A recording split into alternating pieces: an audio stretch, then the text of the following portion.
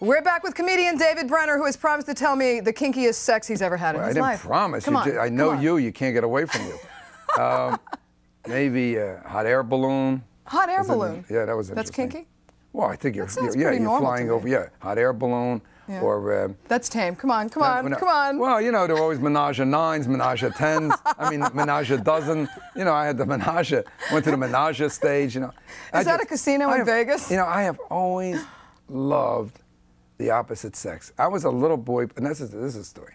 When I was about 9 years old, and I remember I was 9 years old because I remember the day we were playing softball in the yard at school, and we were behind a couple runs. We had a man on second and third, and I blasted this double out to the outfield and scored 2 runs. Now I'm staying on second, and all the girls from our class, they're all jumping up, down, squealing, and I'm standing there, and I'm looking at these young girls, you know, my age. I'm looking at them, and oh, this is great. And I called a timeout, and I walked off the field over the third baseline, put my arms around 2 of the girls, start talking. They're yelling, "Come on, Dad, what are you doing?" I said, "I'm out of the game."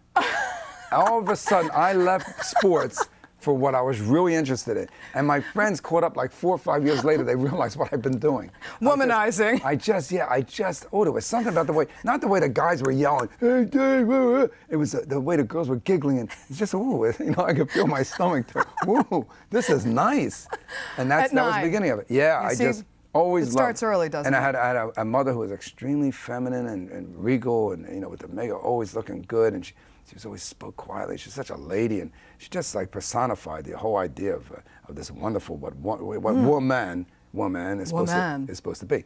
And I always had this love of women, you know. And my son, I'll tell you something, just to balance this, my son who's 17 and is absolutely, I mean, I call him my Jewish Brad Pitt. He's just well, you gave him a cowboy name, right? Yeah, they all have it. Yeah. Cole, Slade, and Wyatt, my 3 sons.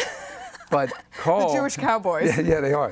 I only produce Jew cowboys. Anyone wants a Jewish cowboy, hey, come to me.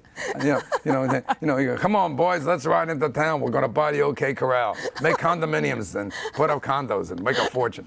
So Cole, who's deadly handsome and charming and funny and everything like that, so he comes to me now. He's been hanging out with me forever, and a lot of my childhood friends they're still my best friends. So he's been with the guys, and he's heard the stories as a little kid growing up, someone kidding me or saying something about something with the women, you know.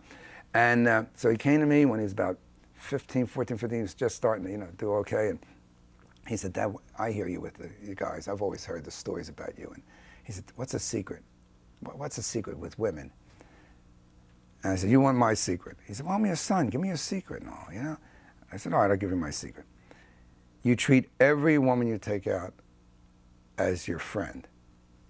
So you never would, what you wouldn't say to a friend or do to a friend, you don't do or say to the woman." What a sweet thing to say. But that's the basis of it all. Yeah. That's the respect factor. Yeah.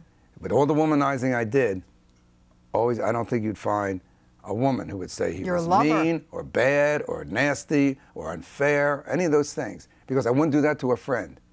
And if you think that way, you wouldn't do it to a woman. Well, you're a loving man. Yeah.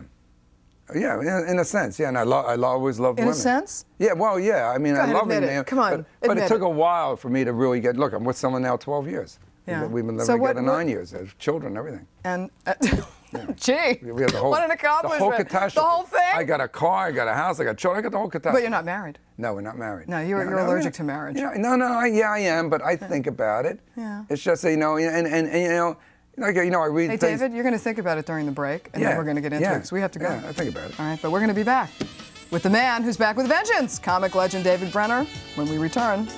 Don't go away.